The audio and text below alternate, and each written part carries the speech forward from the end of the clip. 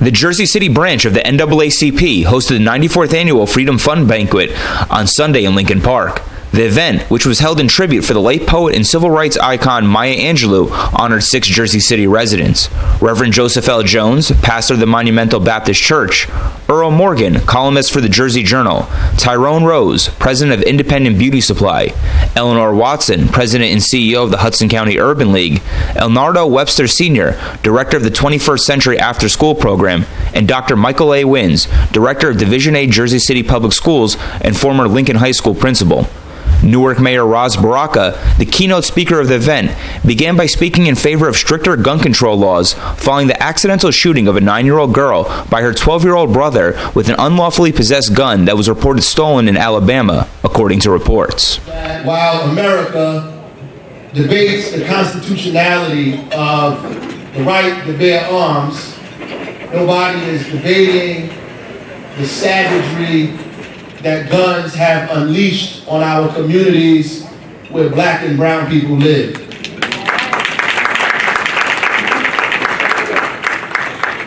The debate over gun violence is not something that's a political debate. It is something that's very real to families who live in these situations every single day, who have to deal with the level of violence that has penetrated their homes, their schools, their neighborhoods, their everyday life. And you would think that because the violence in these communities have reached past the inner cities and other people's neighborhoods, that the laws would become even more strict around gun ownership, but that is not the case.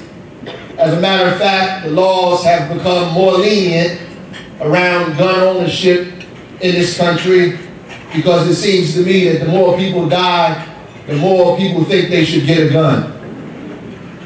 And we have to speak loudly in our communities and organizations like the NAACP about that, about the kind of gun violence that takes place in our community. And I could not, in good conscience, speak this evening without letting you know what was on my heart after seeing that young girl in the hospital bed in the city of Newark and thinking about the countless and senseless deaths that we encounter in our city every other day. As a matter of fact, there are more African American men dying in the inner city today than it was during the period of lynching in this country. There was a time when African American men were killed every other day in America. Every 2 days there was a lynching in America. That same statistic exists today in worse ways in some instances in our inner cities around America because of the access to guns and poverty and miseducation and the proliferation of violence in our community that we have failed to raise our voices about in a way that is making an impact in our community. Later on in the speech, Baraka highlighted the politics of the moment and the many challenges and issues facing African Americans. As a matter of fact, we probably need the NAACP now more than ever before. If you look at these midterm elections, you see, well, I don't know whose side you on. Today, people get trophies for being in the middle. I ain't in the middle. The midterm elections didn't bode well for us.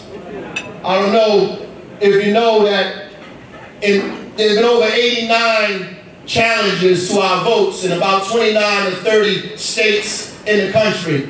That after they got rid of the pre-clearance section of the voter rights clause, that it's been more and more difficult for us to come out and vote. And the Supreme Court would rather protect corporations and allow them to spend as much money as they want on campaigns to protect their freedom of speech, and at the same time disenfranchise poor, working class, black, white, Asian, and Latin Americans in this country and take away their right to vote or discredit them at the ballot box. They rather do that. They protect the rich and defile the poor and the working class in this country. It's the same thing that's going on. There are over 2 million people in America's jails today.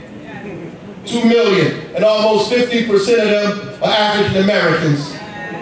Another unsettling statistic is that in 1850 there were less black men in slavery than there are in jail today. That there are more black men in prison in America today than there was in slavery in 1850. We have a lot of work to do. Our schools are in disarray. Our graduation rate is nowhere near where it should be. Our kids, it's easier for them to get access to an Israeli-made Uzi or a Chinese-made rifle than it is for them to get a diploma made in Newark, New Jersey. These are the problems. We are the highest in the unemployment, the greatest amongst the poverty. Our unemployment rate is twice that of the nation. And a matter of fact, over 50% of 16 to 20-year-olds in Newark are unemployed, and most of them are African American men. We have a lot of work to do. But the dichotomous relationship of all of this is that at this same time, there are more African Americans wealthy in America today than there's ever been. There are more of us elected to office now than it was during Reconstruction.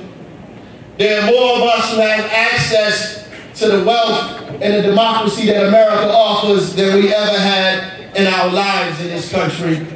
And the gap is growing and is widening. So what does that mean for us? That we have more, but we suffer more. We have a president that looks like us, but we suffer more in these inner cities than we did under FDR and Lyndon B. Johnson. And you have to ask yourselves why. Why, with all of this power and resource and access, that we still, in some instances, are living in a worse situation than we were during Jim Crow. Finally, Baraka spoke out against rugged individualism as a problem within the black community. And some of us believe that we have made it and we have traded in the rights of all of us for the luxury of a few of us. We've traded in justice for the most of us, for luxury for the small amount of us. And as long as we've made it, then I don't know what's keeping them other people from making it. They say we pulled yourself up by your bootstraps. There was a time you didn't even have no boots. I don't know anybody, King used to talk about it a lot in the Drum Major Instinct. I don't know anybody who did not get help from somebody. And I don't know anybody who's made it all by themselves. This rugged individualism has torn our community apart. I didn't come up in a community of rugged individualism. I know that we've arrived because of cooperation and because of family. And because if it wasn't for the voice and the shelter of the church and the community standing with us, we would not have what we have today. And though President Obama is brilliant and smart and intelligent, and I'm proud when he takes the stage and he speaks, I know that he didn't become the President of the United States simply because he's smart. I know he didn't become the President of the United States simply because he got a swagger when he walks. Or because he got a beautiful and intelligent wife, or because he went to Ivy League schools. I know that he's the President of the United States because some people died, because some people marched, because some people got put out and shut out, because some people got stepped on and walked on, because some people chose to stand up and speak out and pave the way so he could become the President of the United States. And he knows in his mind that the millions and millions of African Americans and progressive whites and Latinos and working class people in this country put him in that office. Put him in that office not just because we voted, but because we stood up when people tried to put us down. Because Maya Angelou coined it very well, because we rose. Through fire, we rose. We rose Through oppression, we rose. And because we rose, he is the President of the United States. And all of us, and everything we do, we need to understand that. Every place where we are, we need to remember that. Everything that's going on, you need to espouse that. That you did not get in that boardroom on your own. You did not become the head of that corporation by yourself. You ain't the smartest Negro that hit the planet. You ain't the first person that knows how to sing. You ain't the best black lawyer that ever walked around this place. I remember Charles Hamilton Houston and Thurgood Marshall. You're not the smartest black person that walked this earth. W.E.B. Du Bois was one of the smartest African Americans that ever stepped foot on this planet.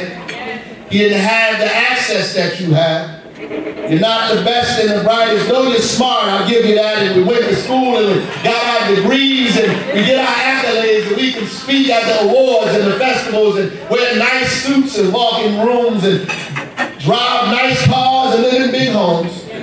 That there are some people who did not have access to those things that cannot do those things. So when you get a chance to thank somebody, don't thank God, yes. Don't thank your boss, thank Harriet Tubman. Thank Rosa Parks. When you get in the mood to thanking people, thank Fannie Lou Hamer for coming up here to Atlantic City. If you want to thank somebody, there are a whole line of people for you to thank. If you just read a little bit, if you just understand who you are, where you are, you know it's a long, you never run out of people to thank. You never run. I'm glad I grew up in a household where my mama made sure I thanked the right people. That I made sure I shook the right people's hands. And now I'm shaking a lot of people's hands. Sometimes you got to bypass the people who you know you should shake their hand and shake the grandmama hand that's standing in the back or the great-grandfather that's sitting on the corner because you know that you would not be able to speak at this beautiful park in Jersey City and this place if it wasn't for those great-grandmothers and great-grandfathers who couldn't even come downtown at some point in this place. I'm Michael Shurin with Hudson County View, the eye of the community.